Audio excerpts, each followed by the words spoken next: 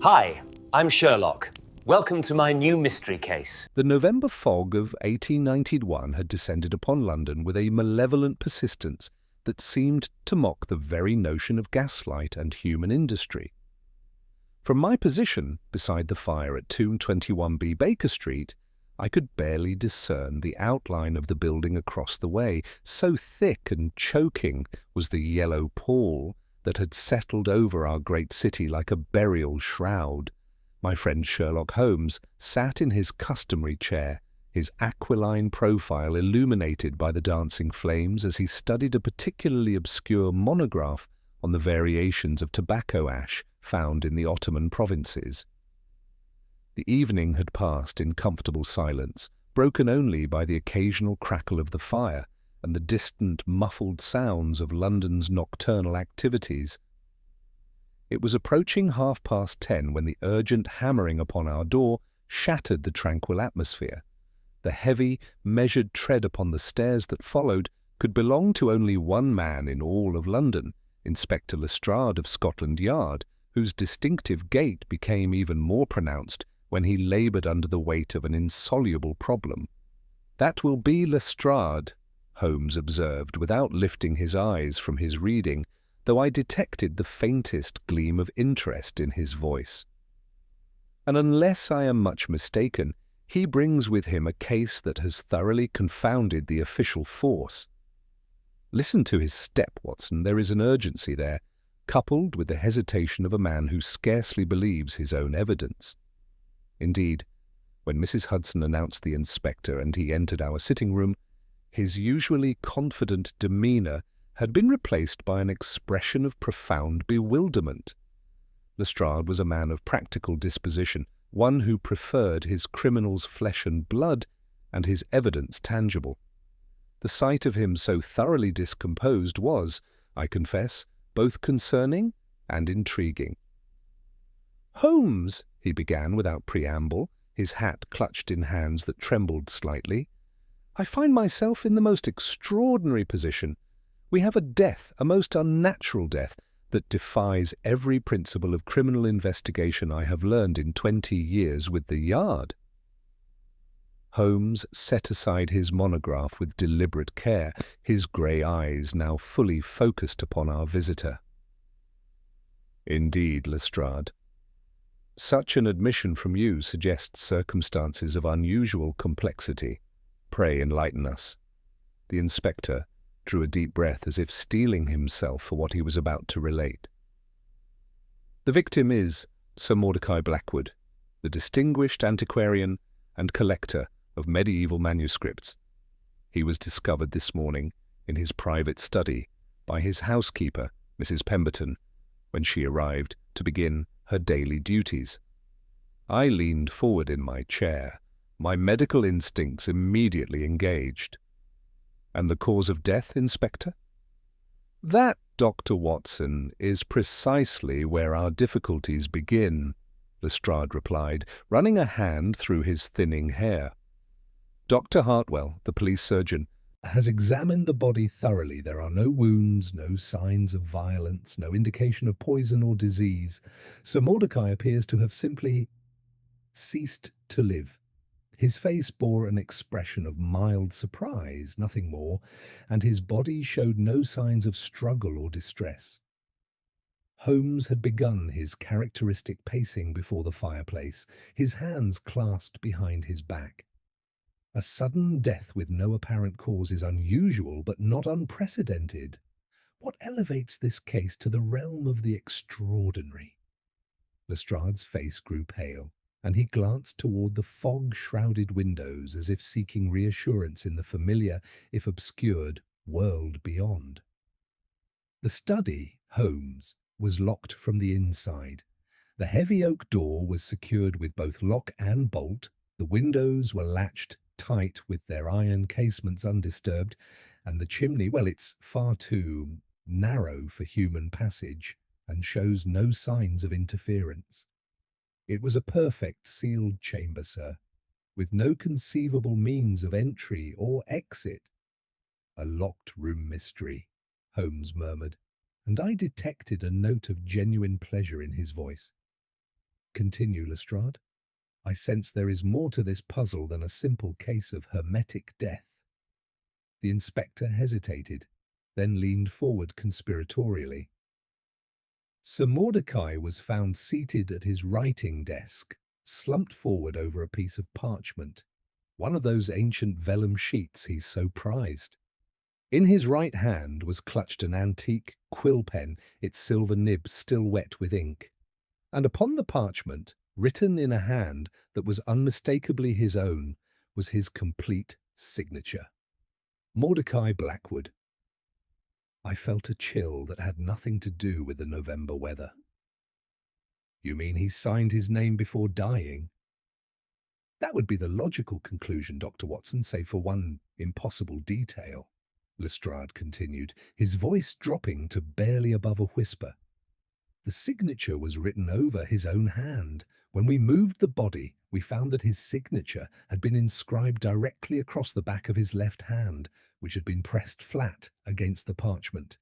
The ink had soaked through the vellum and marked his skin in reverse, creating a perfect mirror image of his name upon his flesh. Holmes stopped his pacing abruptly, his eyes now blazing with intellectual excitement.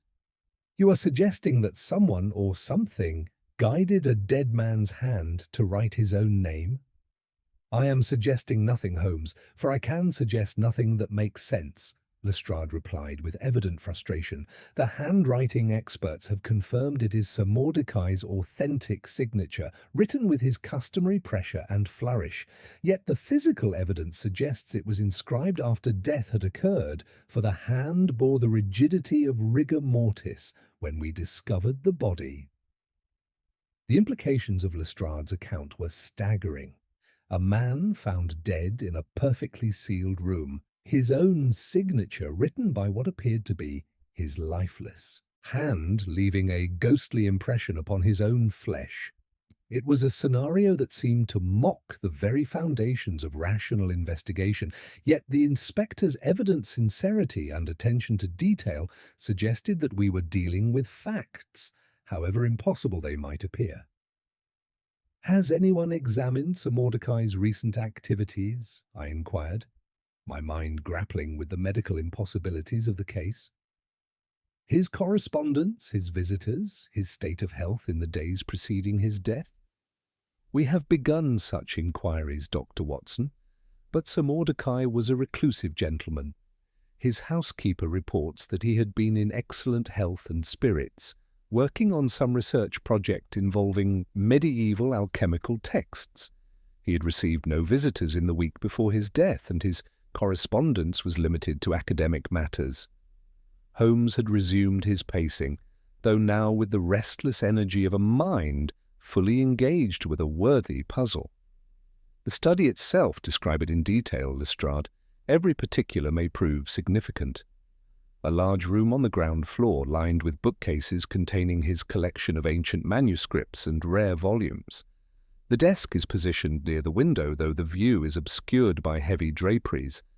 There is a fireplace, though no fire had been lit recently. The room has the musty smell of old books and parchment, with a faint underlying odour that Dr. Hartwell could not identify, something sweet and cloying, like incense or exotic spices. And the parchment upon which the signature was written? Ancient vellum, consistent with Sir Mordecai's collection. The quill pen is similarly authentic, a medieval piece he apparently used for his research work. Everything in the room appears to be exactly as Sir Mordecai left it, save for that impossible signature.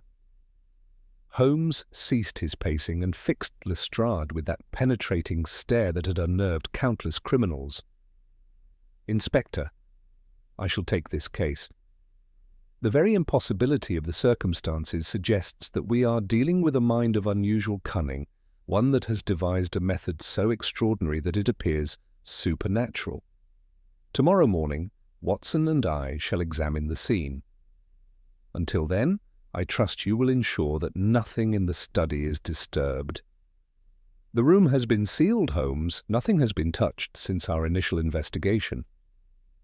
As Lestrade prepared to take his leave, Holmes added, One final question, Inspector. In your examination of the study, did you observe any shadows that seemed inconsistent with the available light sources? Lestrade paused at the door, his brow furrowed in concentration. Now that you mention it, Holmes, there was something odd about the shadows near the desk. They seemed too deep, too dark for the available gaslight. But surely that's merely a trick of the fog and the dim illumination. Perhaps, Holmes replied enigmatically, or perhaps we are dealing with a shadow that has learned to write its own name. After the inspector's departure, I found myself staring into the fire, my mind reeling with the impossibilities we had just heard described.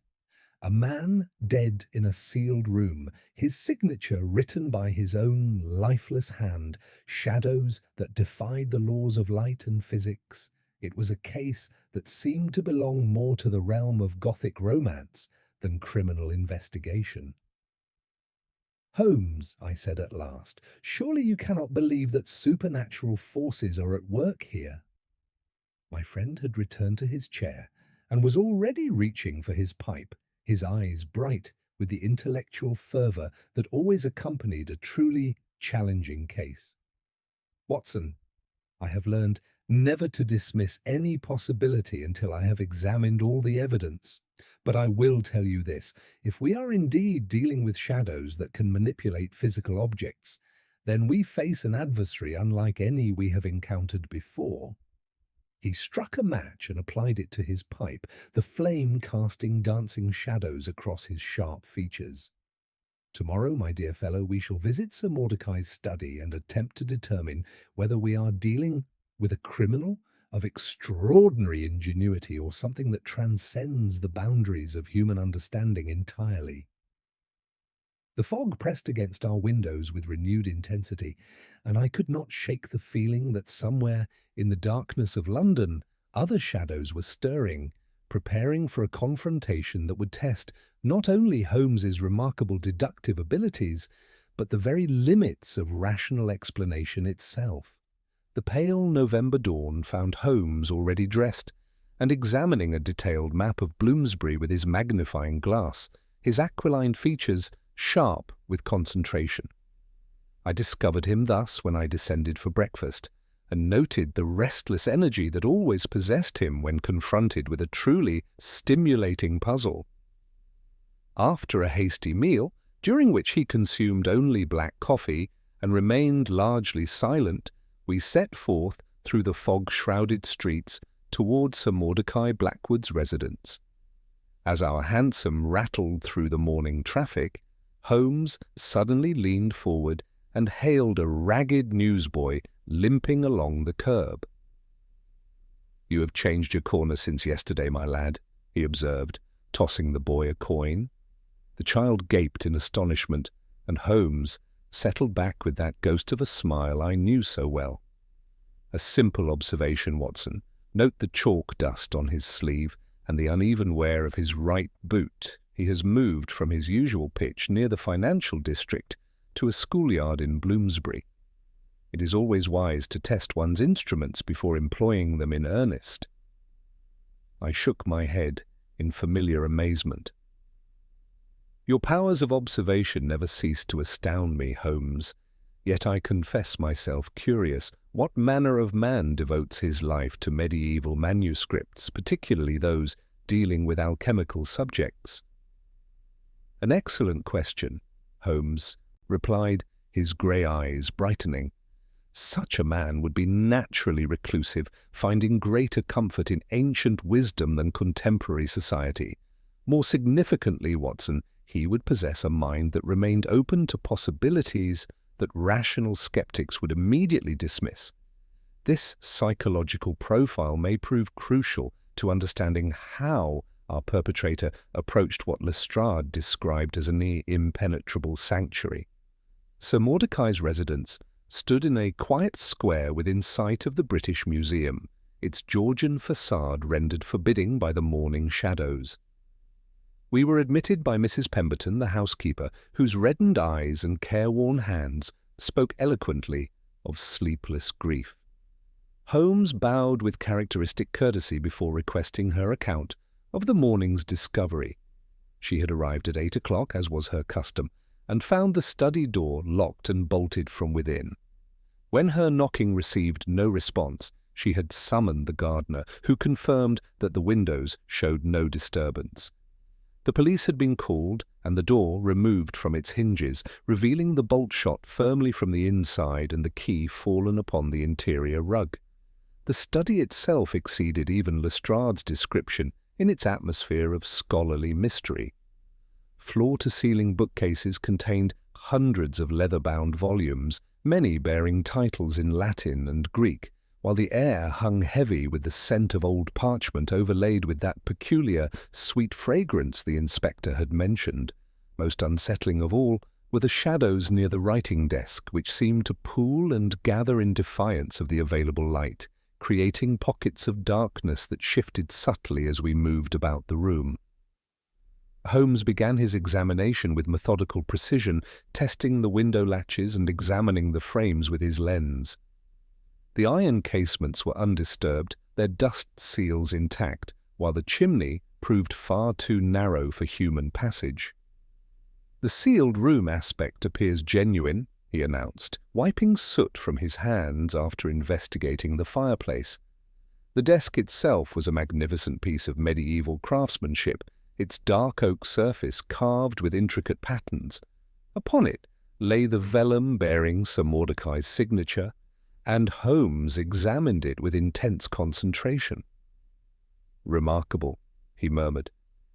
"The signature is authentic, yet observe these minute pressure marks, Watson, letters impressed beyond the bounds of the completed name, and pinholes at the corners, suggesting the parchment was secured during the writing process." From the fireplace grate he retrieved a length of ash, no thicker than a hair, brittle and curved as though some fine filament had been burned there. The sweet incense-like odour grew stronger near the hearth, and I detected something foreign and ancient in its character. "Not common pastilles," Holmes observed quietly. "Something considerably older." As he continued his investigation, examining an inkwell whose contents bore a faint, resinous aroma, and noting the absence of a blotting paper that should have been present, I became increasingly aware of an oppressive sensation, as if unseen eyes watched our every movement. The shadows seemed to deepen with each passing moment, yet Holmes remained unaffected, his scientific detachment unwavering. "Inspector Lestrade mentioned a dismissed assistant," I ventured, hoping to ground our investigation in more tangible suspects. "Indeed, one Julian Vale turned away a fortnight ago for reasons we must determine." Holmes straightened suddenly, his attention fixed upon the bookshelf nearest the desk. "Watson, observe this carefully. I believe we have discovered our first genuine clue to this impossible mystery." Following Holmes's gaze to the bookshelf, I observed a subtle but telling disruption in the accumulated dust of decades. Among the leather-bound volumes, one folio stood slightly proud of its neighbours, and Holmes approached it with the careful precision of a surgeon. "Watson, observe the faint track in the dust along this shelf edge, a hair-fine line suggesting recent movement. And here," he indicated with his lens, "minute particles of red sealing wax embedded in the wood grain." With infinite care, he drew the volume outward, revealing it to be a cunningly crafted facade, 3 spines glued to a wooden frame concealing a small brass eyelet set into the panelling behind. Within the ring clung remnants of red wax, and embedded in its surface were several blackened silk fibres. "A thread was passed through this eyelet," Holmes murmured, "and thence to the desk. When its purpose was served, it was destroyed by fire, hence the unusual ash we discovered in the grate." At that moment, heavy footsteps announced Inspector Lestrade's return, accompanied by a burly constable whose expression suggested significant developments. "Holmes," Lestrade announced without preamble, "we have located Julian Vale, Sir Mordecai's dismissed assistant. Found him at a lodging house in Whitechapel, attempting to sell alchemical diagrams bearing Sir Mordecai's personal mark." The revelation struck me like a physical blow. Here, at last, was tangible evidence, a flesh-and-blood suspect with clear motive and opportunity. "Then our mystery has a human solution after all," I observed with considerable relief. "The circumstances of Vale's dismissal were most acrimonious," Lestrade continued, consulting his notebook. "Sir Mordecai discovered him conducting unauthorized experiments with a rare manuscript, something called the Codex Umbra. Mrs. Pemberton overheard Vale threatening to make Sir Mordecai regret his decision before departing in a fury. Holmes had resumed his examination of the desk, now testing the carved Gothic rosettes with delicate pressure. "Mrs. Pemberton," he called to the housekeeper, "this Codex Umbra, describe it, if you please." The woman wrung her hands nervously. "A terrible old thing, sir, bound in black leather and written in symbols I couldn't recognize. The master claimed it contained medieval secrets of shadow manipulation from some monastery. Mr. Vale became quite obsessed with it, spending hours attempting to reproduce the techniques described within." "Shadow manipulation?" I echoed, feeling my rational skepticism reassert itself. "Surely you don't mean—" "I mean exactly what I say, Dr. Watson," Mrs. Pemberton interrupted with surprising firmness. "There were evenings when the shadows in this very room behaved most peculiarly during Mr. Vale's experiments. The gardener swore he once observed the young man's shadow moving independently of his body, though I attributed such tales to tricks of candlelight." Holmes had discovered something within the desk's carved surface, a bore no wider than a pin, cunningly concealed among the decorative elements. By inserting a bristle from his pocket case, he demonstrated that the hole emerged precisely where the signature had been written. "Here is where our guiding thread rose through the desktop," he announced. "Combined with the mechanism we discovered behind the false book, we begin to see how an impossible signature might be achieved through purely mechanical means." Lestrade leaned forward eagerly.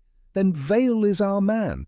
He possessed intimate knowledge of Sir Mordecai's collection, knew the house layout, and had access to the spare key hidden behind a loose brick in the garden wall.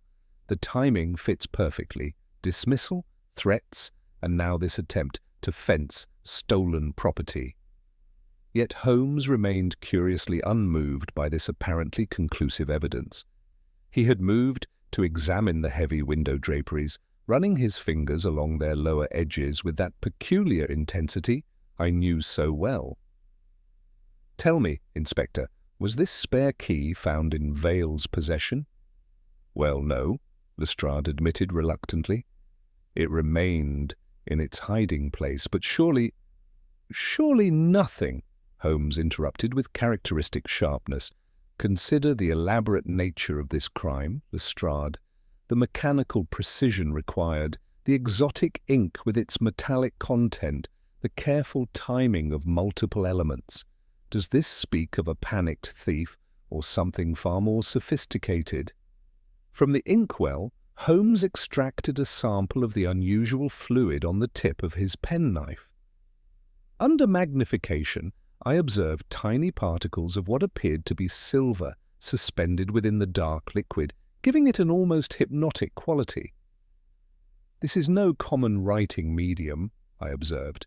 "The metallic content alone would make it extraordinarily expensive." "Precisely, Watson, and expensive materials suggest either great wealth or access to specialized alchemical supplies." Holmes straightened and fixed us both with that penetrating stare that had unnerved countless criminals. "The evidence against Mr. Vale is certainly convenient, almost suspiciously so. It fits our preconceived notions of motive and opportunity with remarkable neatness, but in my experience, the greatest deceptions are often those that appear most obvious." He moved once more to the fireplace, where the sweet, cloying odor remained strongest. With his lens, he examined the partially consumed pastille he had discovered earlier.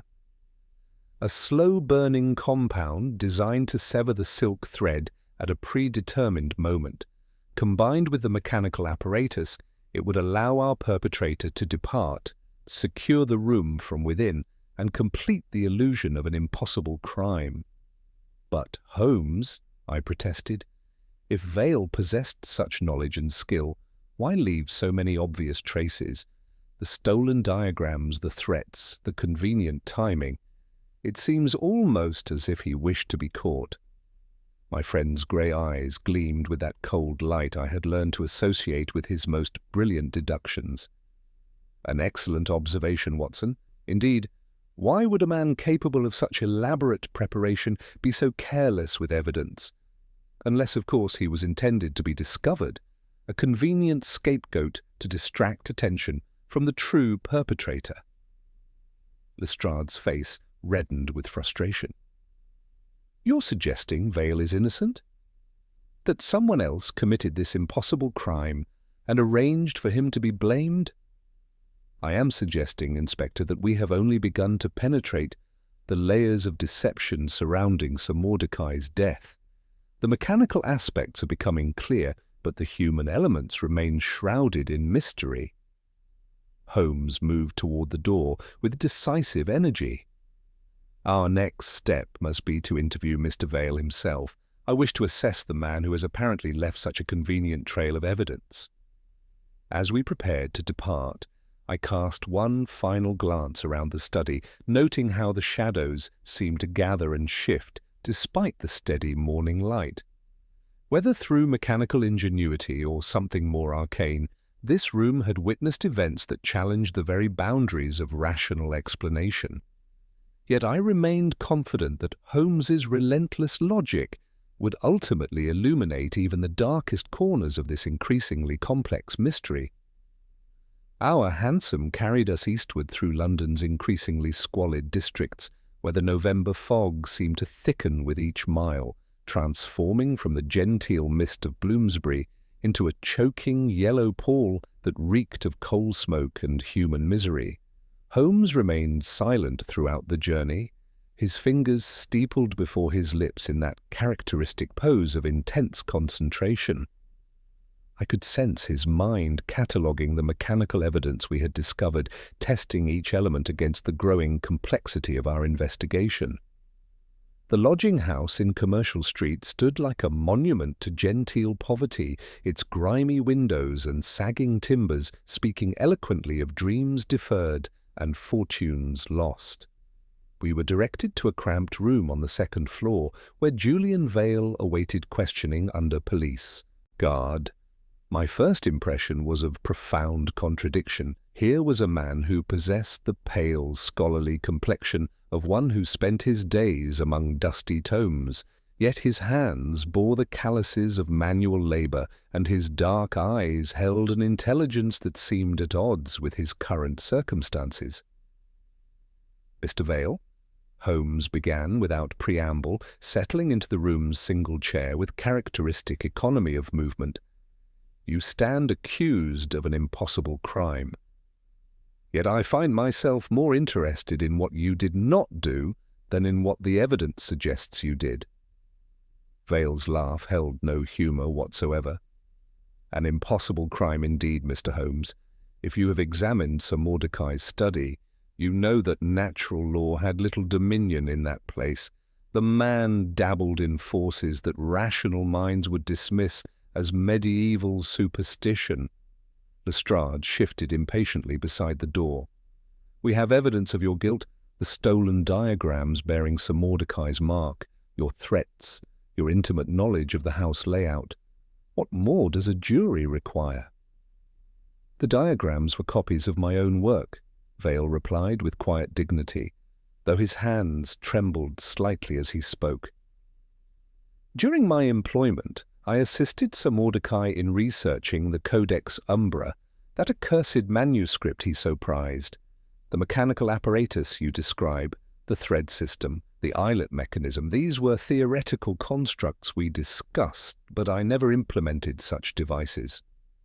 Holmes leaned forward with sudden interest. Yet, someone did implement them, Mr. Vale, someone with intimate knowledge of both the house and your research. Tell me about your dismissal. For the first time, genuine fear flickered across Vale's features. Sir Mordecai accused me of conducting unauthorized experiments, of attempting to reproduce the shadow manipulation techniques described in the Codex. When I denied this, he flew into a rage and dismissed me on the spot, claiming I was trying to drive him mad with superstitious tales. "And these unauthorized experiments?" I inquired, my medical skepticism warring with growing unease. "I observed phenomena I could not explain," Vale admitted reluctantly. "Shadows that moved independently of their casters, writing that appeared without human agency. But I attributed these to optical illusions, tricks of candlelight, and an overactive imagination." Holmes had been studying Vale intently throughout this recitation, and I recognized the signs of his remarkable ability to detect deception. "Your alibi for the night of Sir Mordecai's death?" "I was here, in this very room, working on my translations. My landlord brought me supper at 9 o'clock and can verify my presence until well past midnight." Vale paused, then added desperately, "But there is something else, something that may prove my innocence." Sir Mordecai had other visitors interested in the Codex, Professor Aldrich Morley of the British Museum, for one. The man visited frequently, always inquiring about medieval alchemical texts. "Describe this, Professor Morley," Holmes commanded, his grey eyes now blazing with renewed interest. "A distinguished gentleman with silver hair and an unusual walking stick topped with an obsidian sphere. He possessed extensive knowledge of medieval Latin and showed particular interest in manuscripts dealing with what he termed practical applications of ancient wisdom." Sir Mordecai was most secretive about the Codex in Morley's presence, but I sensed a rivalry between them. Holmes rose abruptly and began examining the sparse furnishings of Vale's room. From the washstand, he retrieved a small brown bottle, testing its contents with practiced efficiency. Silver nitrate solution, the basis for what medieval alchemists called lunar ink. "You have worked with such compounds recently?" "Daily during my employment." The Codex describes inks that respond to light itself, creating writing that appears and disappears according to specific conditions. Vale's voice grew stronger as he spoke of his scholarly work. Sir Mordecai delighted in such conceits, believing they held the key to manipulating reality itself. "Inspector," Holmes said decisively, turning to Lestrade, "I believe Mr. Vale's account warrants serious consideration. The evidence against him, while convenient, appears increasingly circumstantial. Our attention must now turn to Professor Morley and his connection to both the victim and the missing manuscript." As we prepared to depart, I could not shake the feeling that we had only begun to penetrate the layers of deception surrounding Sir Mordecai's impossible death. The mechanical apparatus was becoming clear, but the human elements remained shrouded in academic rivalry and ancient mysteries that challenged the very boundaries of rational investigation. Our return journey from the squalid lodging house carried us westward through London's fog-shrouded streets, the hansom's wheels drumming a steady rhythm against the damp cobblestones. Holmes maintained that profound silence which always accompanied his most intensive mental calculations, his grey eyes fixed upon some invisible point beyond the cab's grimy windows. Lestrade sat hunched in his corner, muttering occasionally about the perfidy of scholars and the convenience of obvious suspects, though I detected a growing uncertainty in his manner that suggested Vale's testimony had planted seeds of doubt even in his practical mind. "The British Museum?" Holmes announced suddenly as we approached Great Russell Street. If Professor Morley is indeed the rival Vale described, we shall find him among his natural habitat of ancient manuscripts and scholarly pretensions, a man who covets medieval secrets while maintaining the facade of academic respectability presents a fascinating study in contradictions. The imposing neoclassical facade of that great repository of human knowledge emerged from the fog like some temple of learning, its columns and pediments speaking of civilization's accumulated wisdom.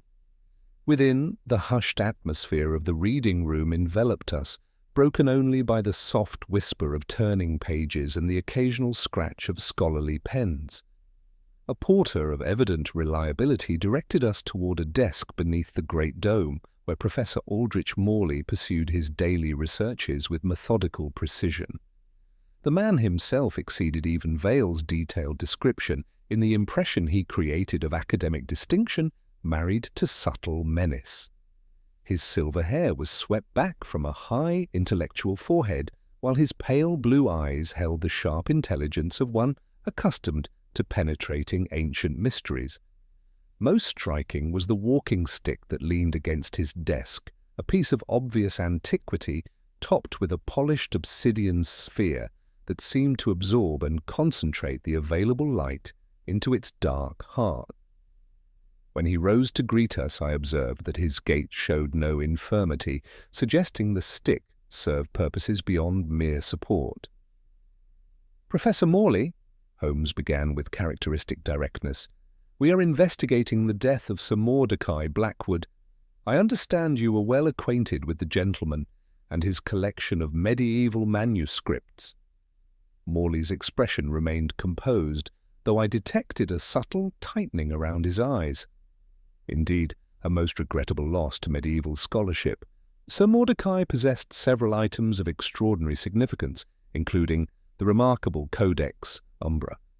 We had discussed the possibility of institutional acquisition, though he remained rather possessive of his treasures. Holmes had been studying the professor's hands with apparent casualness, and I noted his slight intake of breath as he observed the telltale yellow-grey staining around the fingernails that certain chemical reagents produce. More significantly, when Morley adjusted his cuff, a faint but unmistakable trace of that sweet, cloying fragrance we had detected in Sir Mordecai's study seemed to emanate from his person. "Your relationship with Sir Mordecai was purely professional?" I inquired, noting how Morley's grip tightened almost imperceptibly on his walking stick. "We shared scholarly interests, though our interpretations often differed," he replied carefully. Sir Mordecai was inclined toward rather speculative theories regarding the practical applications of medieval alchemical texts. I maintained a more conservative approach to such materials. Holmes leaned forward with sudden interest. "Conservative in what regard, Professor? Surely the historical significance of such manuscripts transcends their alleged mystical properties." For the first time, genuine agitation flickered across Morley's composed features. The Codex Umbra purports to detail methods for manipulating light and shadow, for creating inks that respond to unseen forces. Fascinating as historical curiosities, nothing more. Sir Mordecai, however, had begun to believe such techniques might actually function in practice. A consultation with the museum's assistant curator, conducted while Morley attended to other duties, proved most illuminating. The nervous young man confirmed that the professor had recently requested access to the museum's collection of medieval writing materials, particularly silver-based compounds and specialized binding threads. More significantly, he had spent considerable time in the restoration laboratory conducting what he termed research into authentic medieval techniques. When we rejoined Morley, Holmes's manner had acquired that deceptive casualness I knew preceded his most penetrating observations. "Professor, your recent work with silver nitrate solutions, purely academic research, I assume?" The question struck home with visible force. Morley's face went pale and his knuckles whitened as he gripped his walking stick. I conduct various experiments in the course of my duties, Mr. Holmes. Medieval manuscript preservation requires familiarity with period materials and techniques. As we prepared to take our leave, Holmes paused beside a small silver box on Morley's desk, from which emanated that same distinctive sweet fragrance we had encountered in Sir Mordecai's study. "Watson," he murmured quietly, "I believe we have found our connection between the impossible crime and its very possible perpetrator."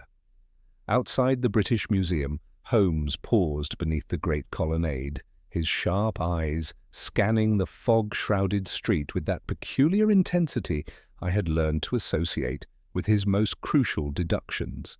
The November mist seemed to press around us like a living thing, muffling the sounds of London's afternoon traffic and lending an air of unreality to our investigation.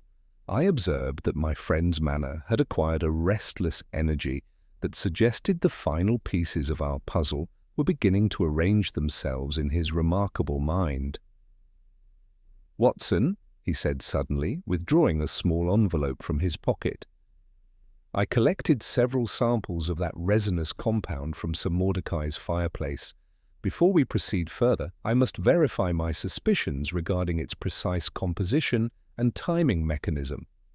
He hailed a passing hansom with characteristic authority. "Baker Street first, then we shall pay a visit to someone whose expertise may prove invaluable to our understanding of this case." Our journey through London's increasingly dense fog carried us past familiar landmarks rendered ghostly and indistinct by the yellow pall that had settled over the city. Holmes remained silent throughout, though I detected the slight tension in his shoulders that always preceded his most significant revelations. Upon reaching our lodgings, he immediately disappeared into his chemical corner, where he began conducting a series of experiments with the methodical precision of a master craftsman testing his tools. From the envelope containing the fireplace residue, he extracted several grains of the sweet-smelling compound and placed them upon a heated copper plate. The familiar cloying fragrance filled our sitting room as he carefully positioned a length of black silk thread across the warming surface, its ends weighted with small metal buttons. "Observe carefully, Watson," he murmured, consulting his pocket watch. "If my calculations prove correct, this thread should part at a predetermined interval, allowing our mechanical apparatus to complete its deadly work." Indeed, after precisely 7 minutes, the silk separated with silent efficiency, one weighted end dropping to the floor with a soft metallic chime. Holmes extinguished the flame and carefully preserved the remaining samples in labeled files. "The timing mechanism is confirmed," he announced with satisfaction. "Combined with the eyelet system we discovered behind the false books, it would allow our perpetrator to depart the study, secure the room from within, and complete the illusion of supernatural writing at a calculated moment." Yet even as Holmes demonstrated the mechanical aspects of our mystery, I sensed that crucial elements remained unexplained. "The apparatus accounts for the signature," I observed. "But what of Sir Mordecai's death itself? Dr. Hartwell found no evidence of violence or conventional poisoning." Holmes's grey eyes gleamed with that cold light I had learned to associate with his most penetrating insights. "An excellent question, Watson, and one that leads us to our next destination. Mrs. Pemberton mentioned having a brother, Dr. Pemberton, who maintains a chemical laboratory in Southwark, a man with both the technical expertise to create the specialized compounds we have observed and intimate knowledge of Sir Mordecai's household routines through his sister's position. The connection struck me with sudden force. Here was the missing link between Professor Morley's academic knowledge and the practical implementation of such an elaborate scheme. As our hansom carried us southward across the Thames, Holmes explained his reasoning with characteristic precision. Morley possessed the theoretical knowledge and access to rare materials, but he would require a skilled chemist to create the specialized inks and timing compounds.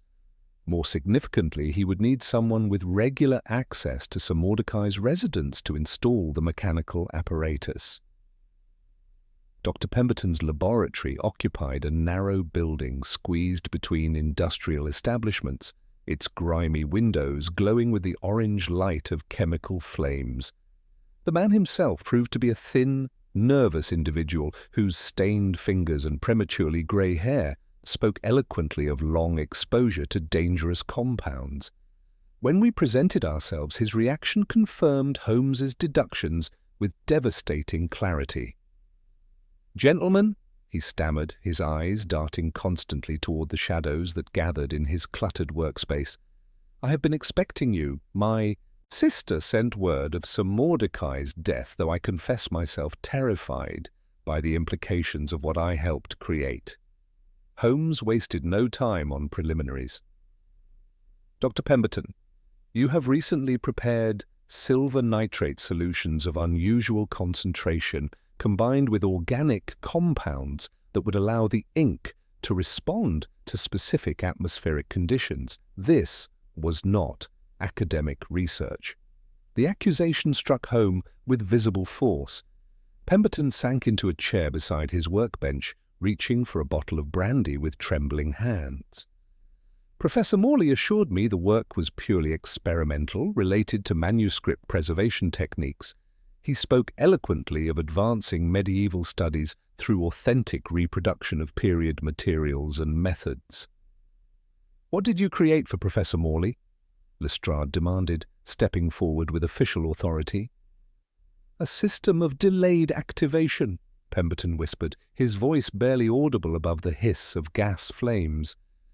"The ink would remain invisible until exposed to the compounds in the incense mixture, then appear as if written by an unseen hand. Combined with the silk thread mechanism, it would create a perfect illusion of supernatural agency." Holmes had been examining the laboratory equipment with his characteristic thoroughness, and from a shelf of bottles he withdrew a familiar brown container. "The silver solution matches exactly the residue we discovered in Sir Mordecai's inkwell. But there is more, is there not, Dr. Pemberton? Something that transformed this clever deception into actual murder." The chemist's remaining composure cracked entirely. "The sedative," he sobbed, burying his face in his hands. "Morley insisted that a mild sleeping compound be added to the ink mixture, something to ensure Sir Mordecai would remain unconscious during the procedure. I prepared what I believed to be a harmless draught based on medieval recipes, but when I tested the final compound, I discovered it contained concentrations that would prove fatal to a man of advanced years. The revelation struck me like a physical blow. We were no longer dealing with an elaborate theft disguised as supernatural mystery, but with premeditated murder executed through the marriage of medieval mysticism and modern chemistry. Professor Morley had not merely coveted the Codex Umbra, he had been willing to kill for it, using Dr. Pemberton's expertise to create both the mechanical deception and the subtle poison that would claim Sir Mordecai's life. "The ink itself was the murder weapon," Holmes said quietly, his voice cutting through Pemberton's sobs like a blade. "Applied to the quill pen, it would be absorbed through the skin during the writing process, causing death that would appear natural to any conventional examination. The mechanical apparatus served not only to create the illusion of supernatural writing, but to ensure the victim's hand remained in contact with the poisoned ink long enough for the toxin to take effect. As if summoned by these ominous revelations, the sound of approaching footsteps echoed from the narrow alley outside, accompanied by the distinctive tap of an obsidian-topped walking stick against wet cobblestones. Professor Morley had apparently tired of distant observation and chosen direct confrontation. Through the grimy laboratory windows, I could discern a tall figure emerging from the fog, his silver hair gleaming in the gaslight as he approached our refuge with the measured stride of a man who believed himself master of the situation. Holmes moved to the window with cat-like stealth, observing our visitor's approach with that peculiar stillness that always preceded his most decisive actions. "Dr. Pemberton," he said, without turning, "I trust you have preserved samples of the compounds you created for Professor Morley. We shall have need of them as evidence, assuming we survive the next few minutes to present them to a court of law." The laboratory door opened with deliberate precision, revealing Professor Aldrich Morley framed against the swirling fog like some figure from a Gothic romance. His silver hair remained impeccably arranged despite the evening's dampness, and his pale blue eyes surveyed our gathering with the calculating intelligence of a chess master studying his opponent's position. The obsidian sphere atop his walking stick caught the gaslight with an almost hypnotic gleam, and I noticed that the sweet, cloying fragrance we had detected in Sir Mordecai's study seemed to intensify with his presence. "Gentlemen," he said with chilling composure, removing his hat with courtly precision, "I perceive that Dr. Pemberton has been somewhat indiscreet regarding our recent collaboration. Most unfortunate, as I had hoped to conclude this matter with considerably less theatrical revelation." Holmes stepped forward with that deceptive casualness I knew masked his most dangerous moments. "Professor Morley, your timing is impeccable. We were just discussing the remarkable ingenuity of your murder method, the marriage of medieval mysticism and modern chemistry that allowed you to kill Sir Mordecai while creating the perfect illusion of supernatural agency." "Murder is such a crude term, Mr. Holmes," Morley replied, his grip tightening almost imperceptibly on his walking stick. "I prefer to think of it as the inevitable consequence of Sir Mordecai's stubborn refusal to share knowledge that rightfully belonged to the academic community.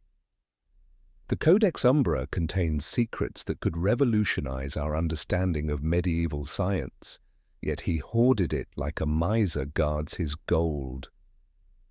From his position near the workbench, Dr. Pemberton looked up with terror-stricken eyes. "You told me it was for manuscript preservation," he whispered, his voice barely audible above the hiss of gas flames. "You said the compounds were purely experimental, designed to advance scholarly research." "And so they were, my dear Pemberton," Morley replied with chilling indifference. "Sir Mordecai's death provided invaluable data regarding the practical applications of our formulations.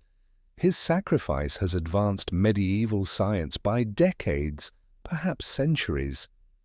Holmes had been studying Morley with that penetrating intensity I knew preceded his most devastating revelations. "The mechanical apparatus was elegantly conceived," he continued conversationally. "The silk thread guided by the eyelet system, the delayed action incense to sever the connection at precisely the right moment, the specialized ink that would appear only under specific atmospheric conditions. Yet the true brilliance lay in the poison itself, a compound absorbed through the skin during the writing process, causing death that would appear entirely natural." "You appreciate the artistry, Mr. Holmes," Morley said, and for the first time, genuine pride flickered in his pale eyes.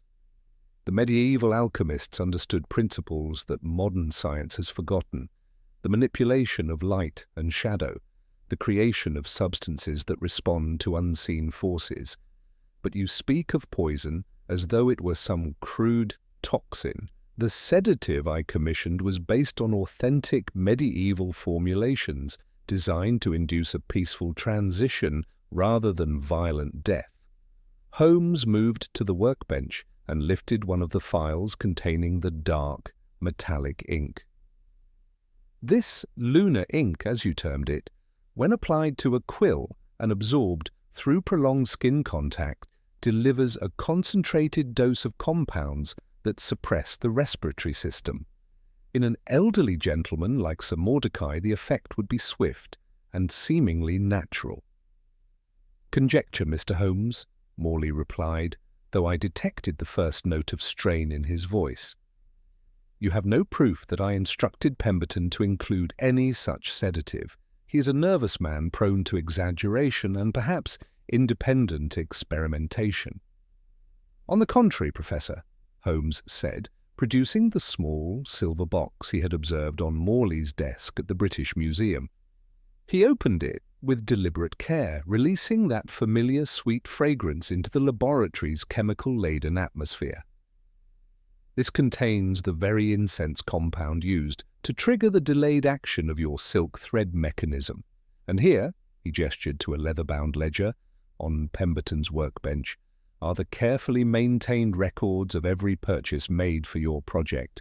Rare herbs from the Orient, silver nitrate in unusual concentrations, and most damning of all, the receipt for concentrated extract of digitalis, purchased under your name, Professor, and in quantities far exceeding any legitimate research requirement.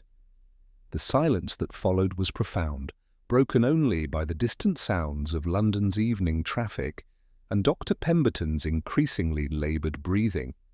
Morley's scholarly facade had begun to crack, revealing beneath it something far more sinister than mere academic rivalry. You speak of shadow manipulation as medieval superstition, Holmes continued relentlessly.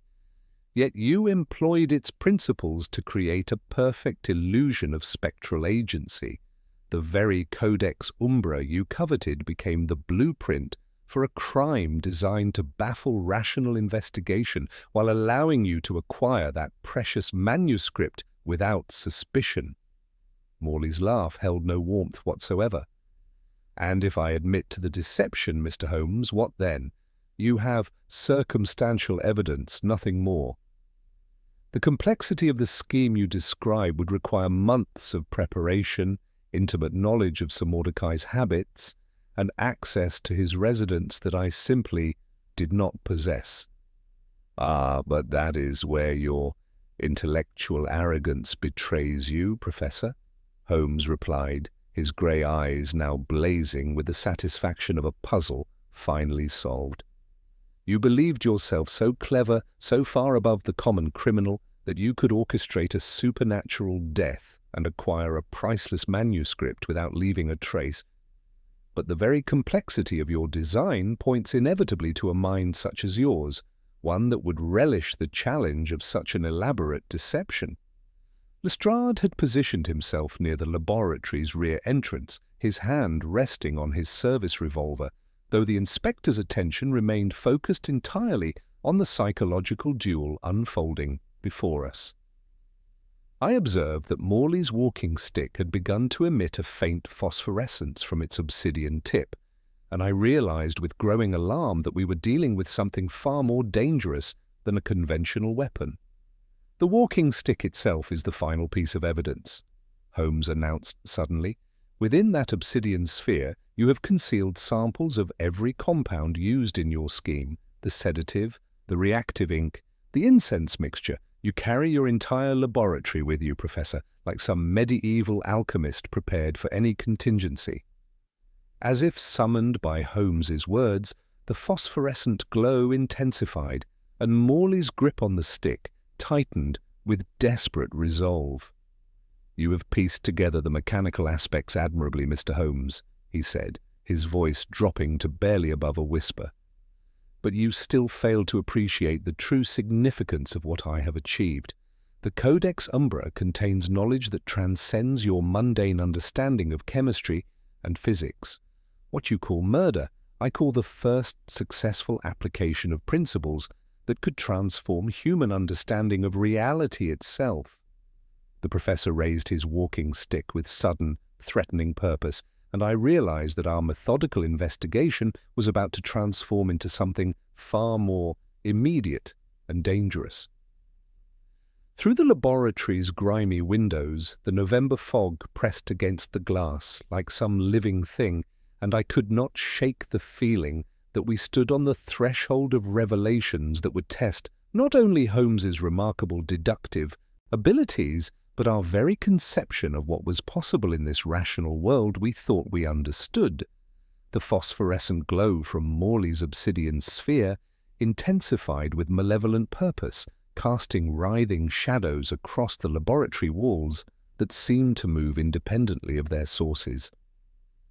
The sweet, cloying fragrance we had detected in Sir Mordecai's study now filled the cramped space with suffocating intensity, and I felt a peculiar dizziness beginning to cloud my thoughts. Holmes, however, remained utterly composed, his grey eyes fixed not upon Morley's face but upon the walking stick itself, with that penetrating focus I had learned to associate with his most brilliant deductions. "Professor," Holmes said quietly, his voice cutting through the tension like a blade, "your theatrical presentation is admirable, but you have made one crucial error in your calculations. The very compounds you employ to create this illusion of supernatural power also render it vulnerable to the most elementary principles of chemistry." From his waistcoat pocket, Holmes withdrew a small silver case, his cigarette holder polished to mirror brightness. With deliberate precision, he angled it to catch the gaslight and focused the reflected beam directly upon the obsidian sphere. The effect was instantaneous and devastating. The phosphorescence died as if extinguished by a sudden wind, leaving only an ordinary piece of carved stone that seemed to drain of all its former menace.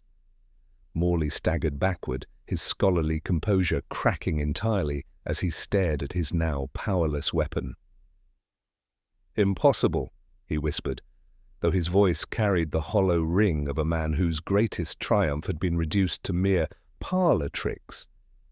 "Elementary chemistry, Professor," Holmes replied, advancing with cat-like precision. "Phosphorescent compounds require specific conditions to maintain their luminescence. A sudden, concentrated burst of reflected light disrupts the molecular structure temporarily, rendering your dramatic effects quite mundane." Lestrade seized the moment with professional efficiency, stepping forward to relieve Morley of his walking stick, while the professor remained stunned by the failure of his theatrical display. The inspector's handcuffs clicked with satisfying finality around Morley's wrists, though the man seemed scarcely aware of his capture, his pale blue eyes still fixed upon the now inert obsidian sphere. Holmes examined the walking stick with his customary thoroughness, his magnifying glass revealing the intricate mechanisms concealed within the carved handle. "Ingenious craftsmanship," he observed, indicating nearly invisible seams in the obsidian surface.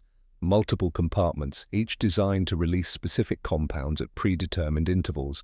This aperture would dispense the incense mixture, this one, the reactive ink, and here," he pointed to a third, smaller opening, "the phosphorescent compound that created your supernatural illumination."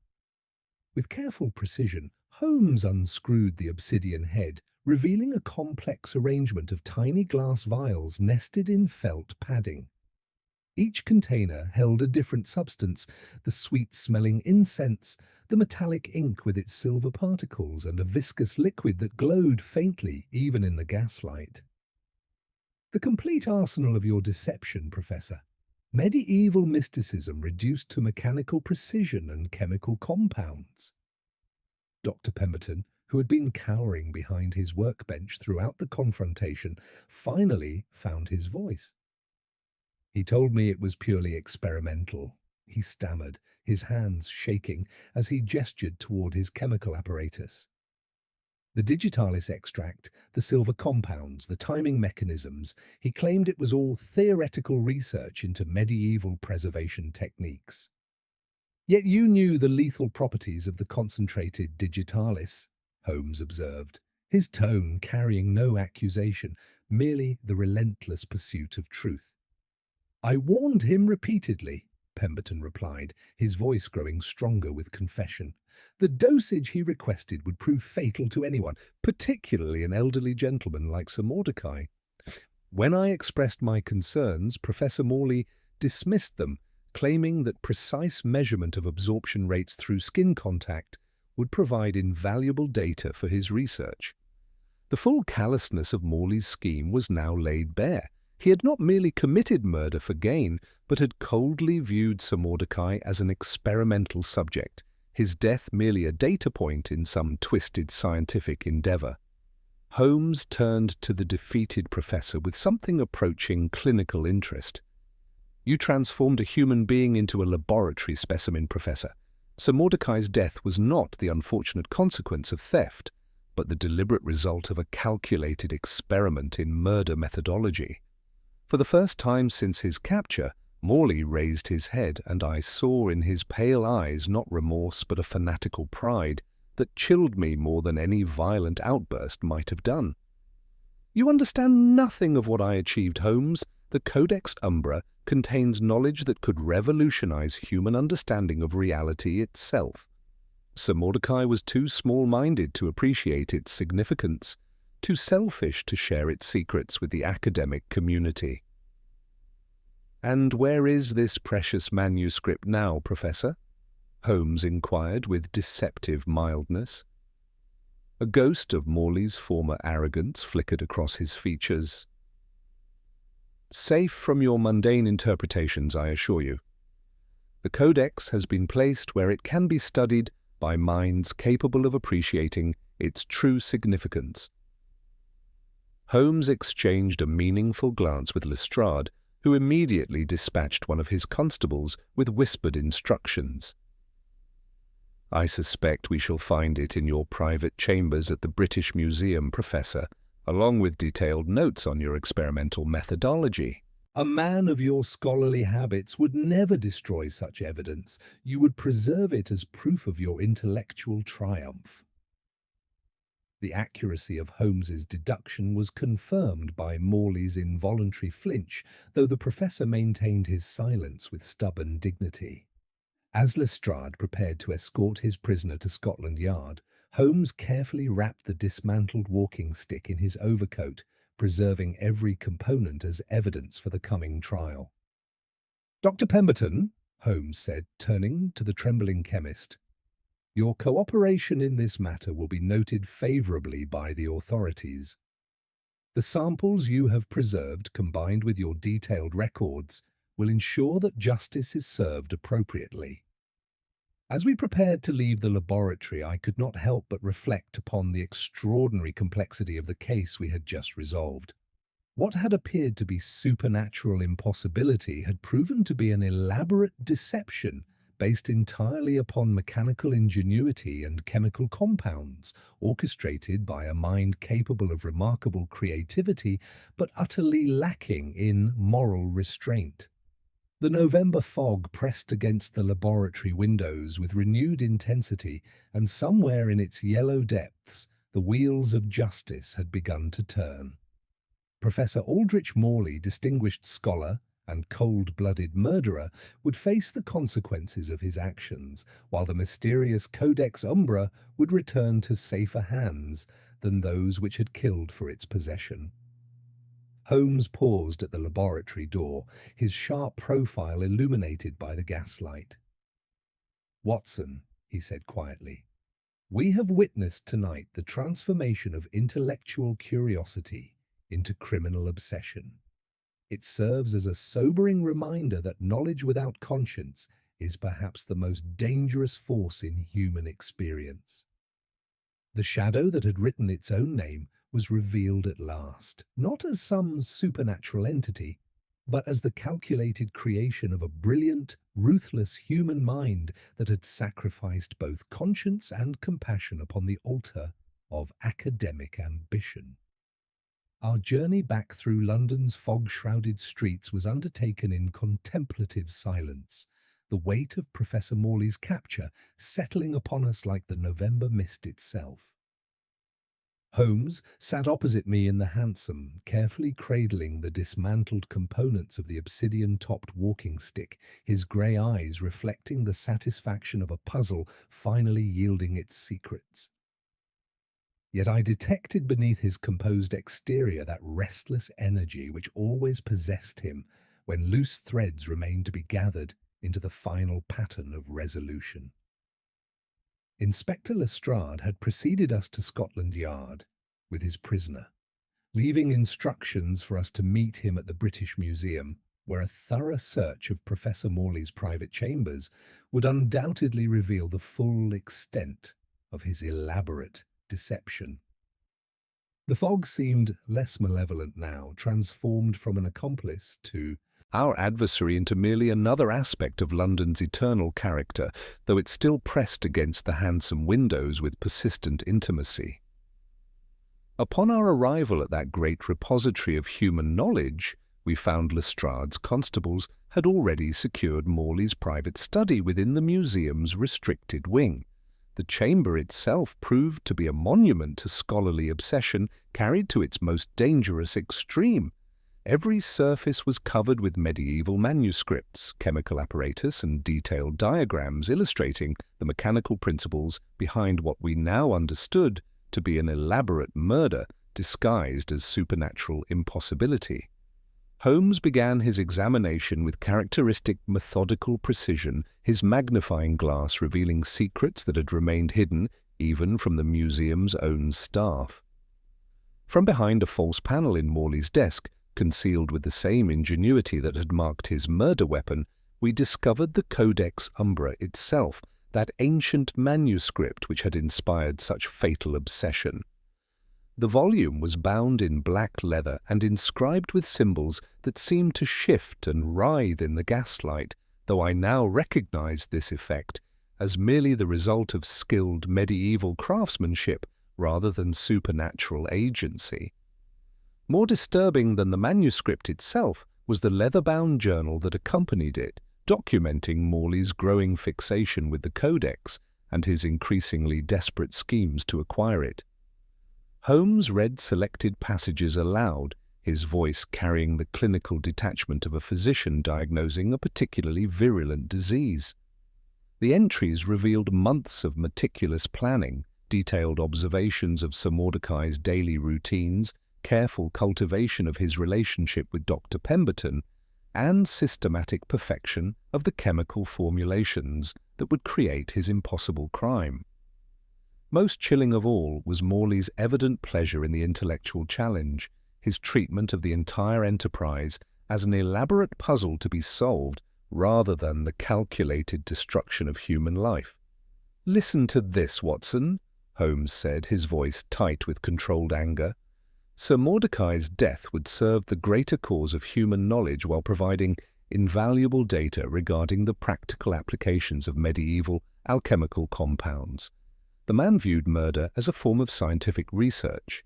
The journal's later entries detailed the mechanical apparatus with scientific precision, the silk thread system guided through the hidden eyelet, the delayed action incense compounds, the specialized ink that would appear only under specific atmospheric conditions. Every element of the seemingly supernatural signature had been calculated and tested, transforming what appeared to be spectral agency into cold, mechanical precision. From a concealed compartment within the desk, Holmes retrieved additional evidence that completed our understanding of Morley's methods. Vials of the metallic ink with its silver particles, samples of the sweet-smelling incense compound, and most damning of all, detailed chemical formulas for the concentrated digitalis extract that had claimed Sir Mordecai's life. The professor had documented absorption rates, calculated dosages, and even speculated about his victim's likely reactions during the dying process.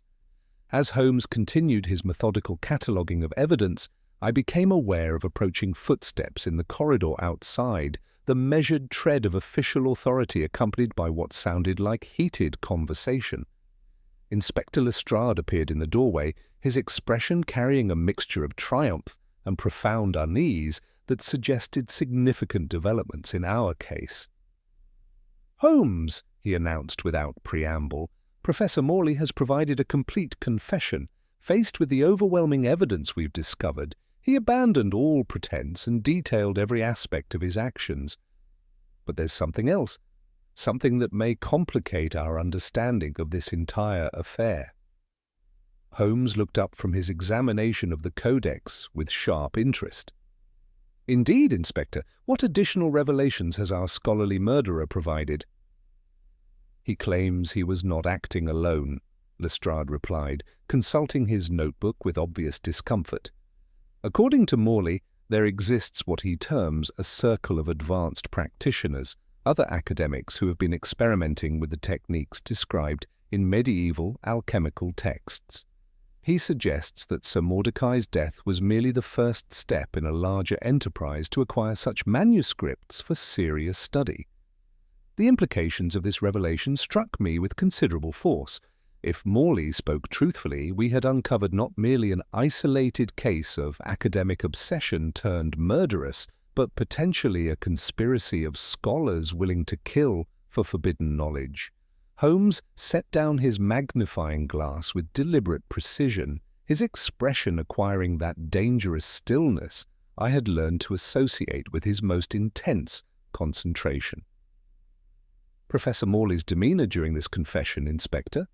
Holmes inquired, his voice carrying subtle undertones that suggested he suspected deception, even in apparent cooperation. "That's what disturbs me most, Holmes," Lestrade admitted, shaking his head with obvious bewilderment.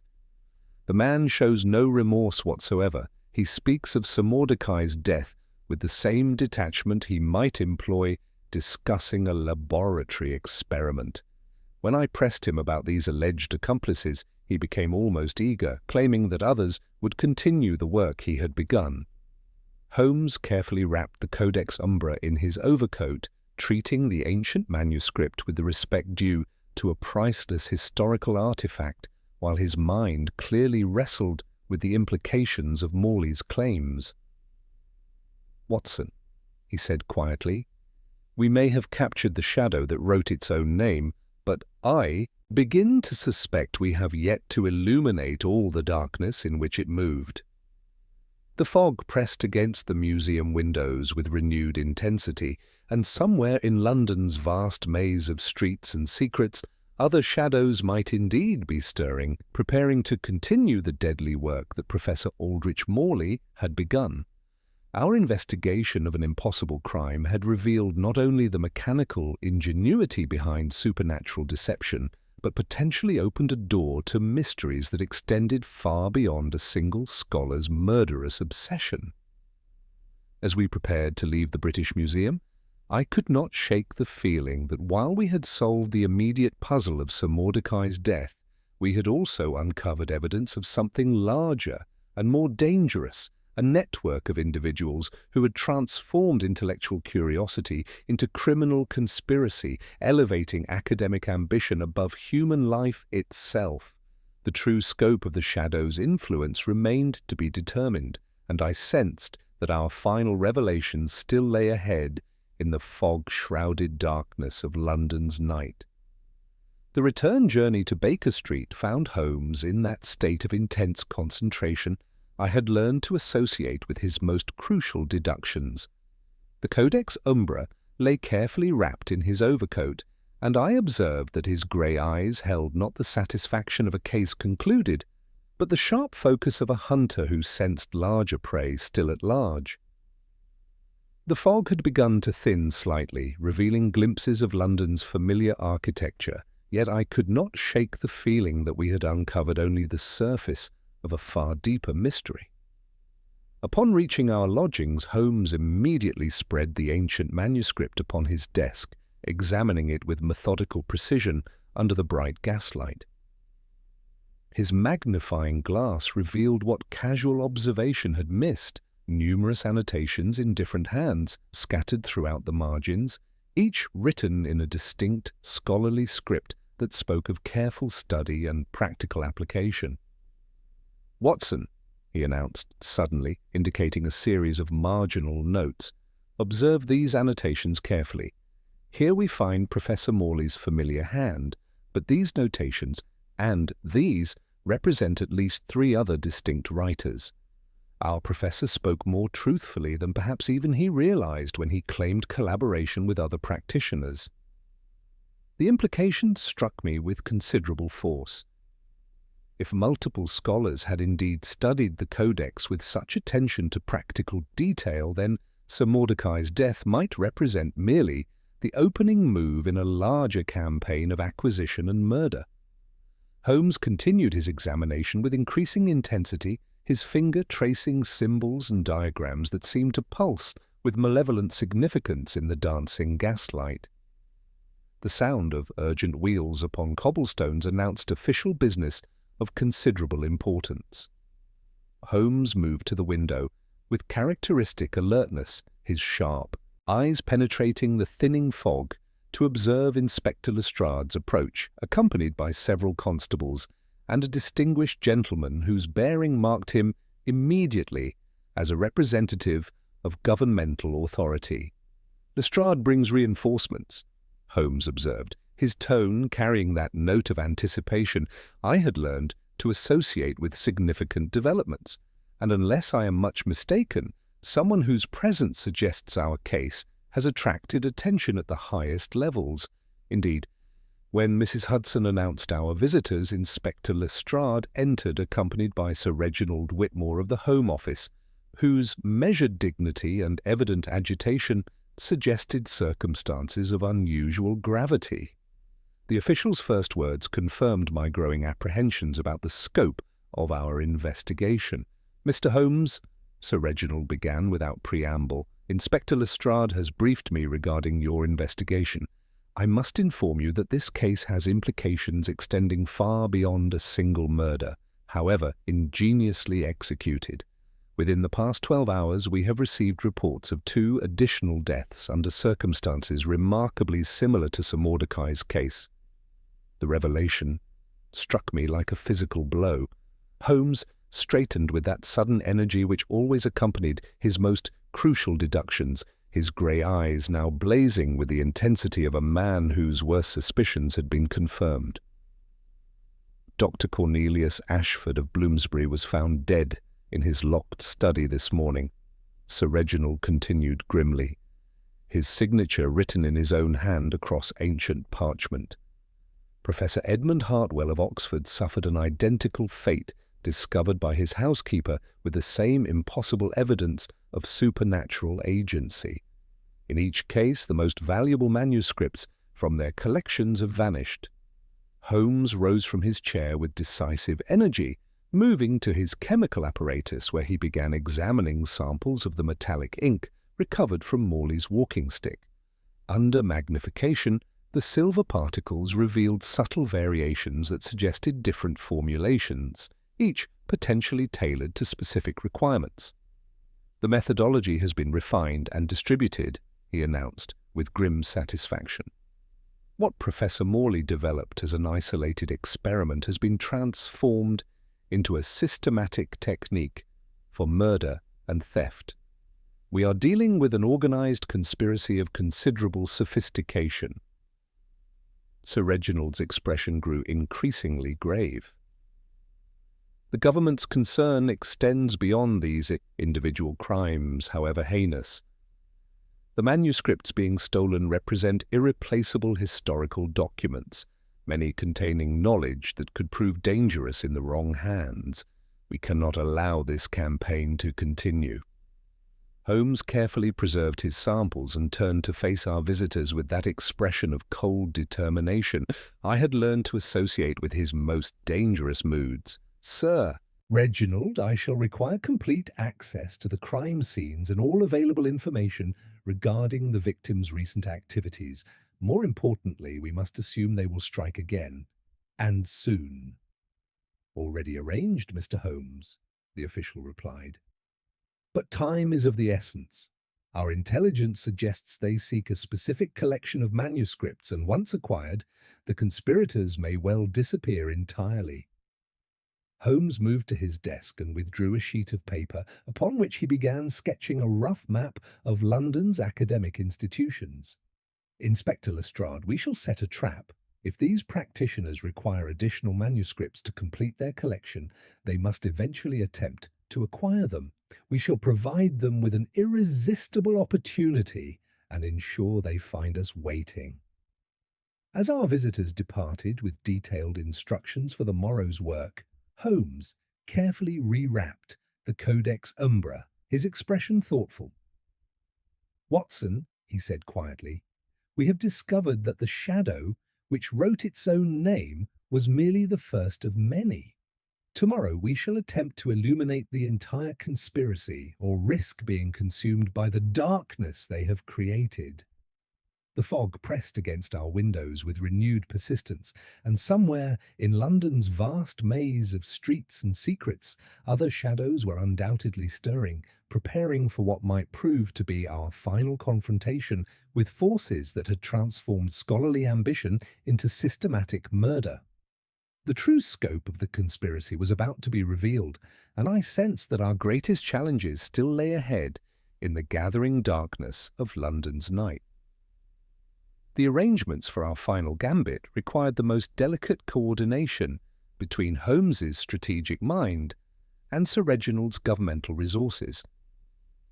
Rather than create fictional bait, Holmes proposed something far more audacious. We would use the genuine Codex Umbra itself, but under circumstances so carefully controlled that the conspirators would walk directly into our web while believing themselves masters of the situation. The British Museum's manuscript room was transformed into an elaborate trap that exploited every weakness Holmes had identified in the conspirators' methodology. The gaslighting was adjusted to create precise shadows that would render their optical illusions useless, while hidden ventilation systems would disperse any incense compounds before they could achieve their intended effects. Most crucially, Dr. Pemberton, whose cooperation had proven invaluable, was positioned as our unwitting accomplice. His presence would lend credibility to the scenario, while his nervous demeanor would suggest vulnerability rather than preparation. Holmes had deduced from Professor Morley's confession and the evidence recovered from his chambers that the conspiracy comprised exactly 4 individuals, each contributing specialized knowledge to their murderous enterprise.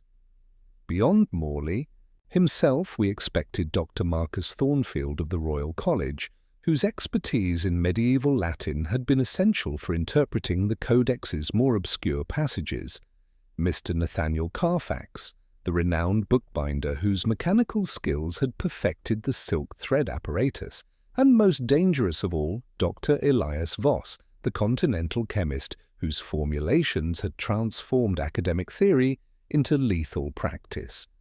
The bait was irresistible. Word circulated through carefully selected channels that the recovered codex would undergo private examination by a small group of experts, including Dr. Pemberton, before being permanently secured in government vaults.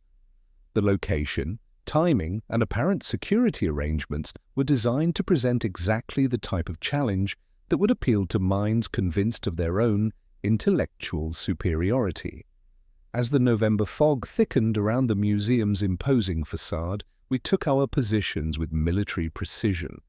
Holmes had insisted upon personally manning the primary observation point, while I remained ready to provide medical assistance should the confrontation turn violent. Lestrade's constables were positioned throughout the building, each man briefed on the specific dangers posed by the conspirators' exotic weapons and chemical compounds. The first to arrive was Dr. Thornfield, whose distinguished bearing and legitimate credentials gained him easy access to the manuscript room. His examination of the codex appeared entirely scholarly, yet Holmes's sharp eyes detected the telltale signs of preparation. The slight bulge of concealed apparatus beneath his coat, the faint, sweet fragrance that clung to his person, and most damning of all, the yellow-grey staining around his fingernails that betrayed recent work with silver compounds. Carfax followed within the hour, his craftsman's eye immediately assessing not the manuscript, but the room's mechanical vulnerabilities.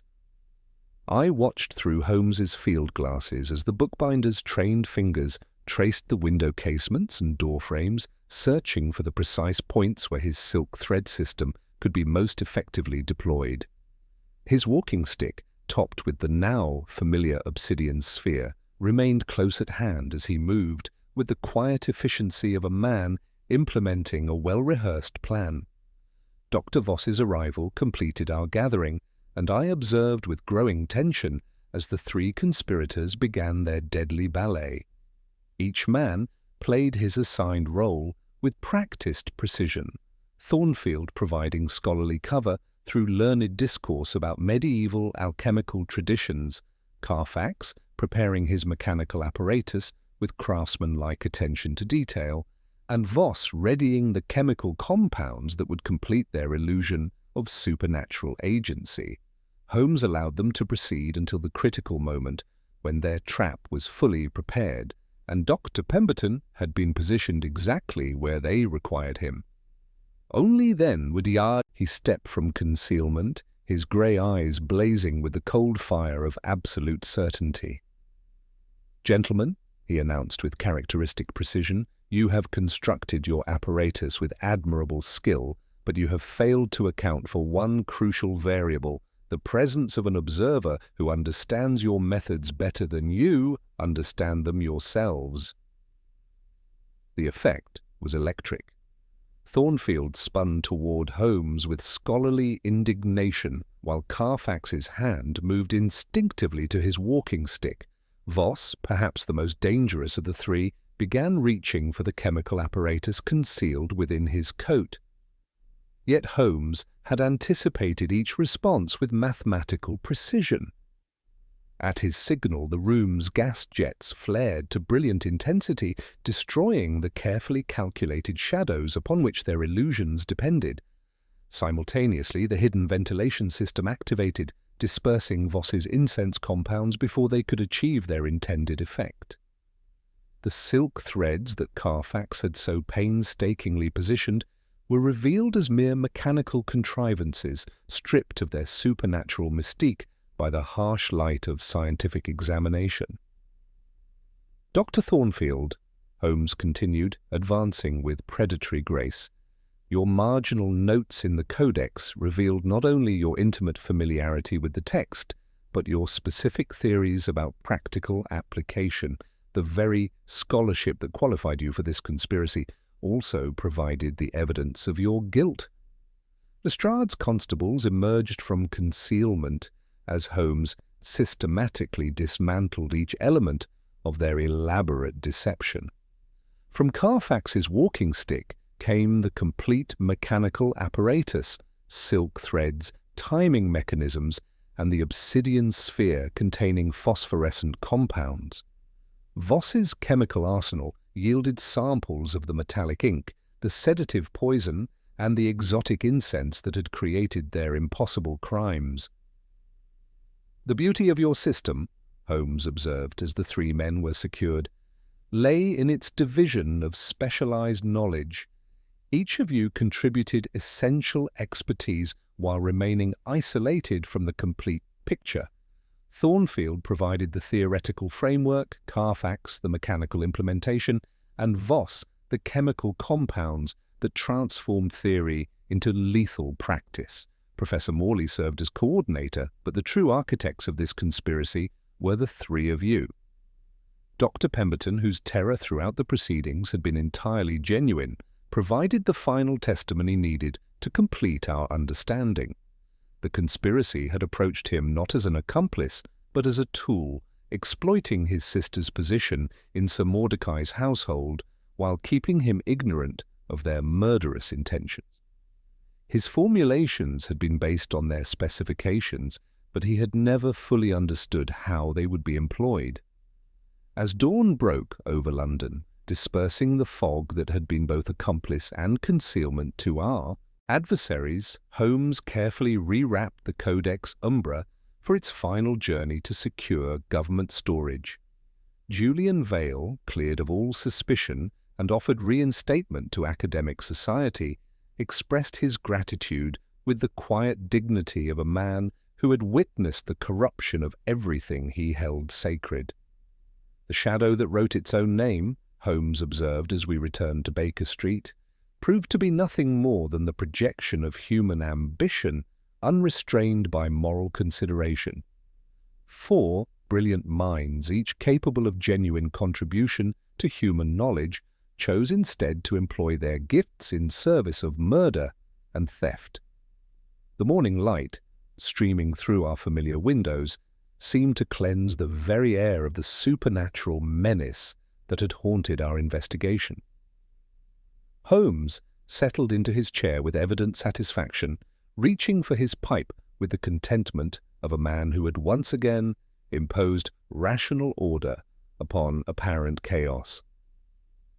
"Watson," he said quietly, "we have learned once more that the greatest mysteries are not those that transcend human understanding, but those that reveal the depths to which human nature can descend when intelligence divorces itself from conscience. The true shadow in this case was not the one that appeared to right, but the darkness that had consumed 4 souls who mistook their brilliance for moral authority. The case of Sir Mordecai Blackwood's impossible death was closed, its supernatural impossibilities revealed as mechanical ingenuity corrupted by criminal purpose. Yet as I recorded these final observations in my journal, I could not entirely dispel the feeling that somewhere in London's vast maze of knowledge and ambition, other shadows might still be stirring, waiting for their moment to write new names in the annals of human folly and academic corruption. The fog had lifted, the mystery was solved, and justice had been served, but the eternal vigilance required to protect knowledge from those who would pervert it remained, as always, the price of civilization itself.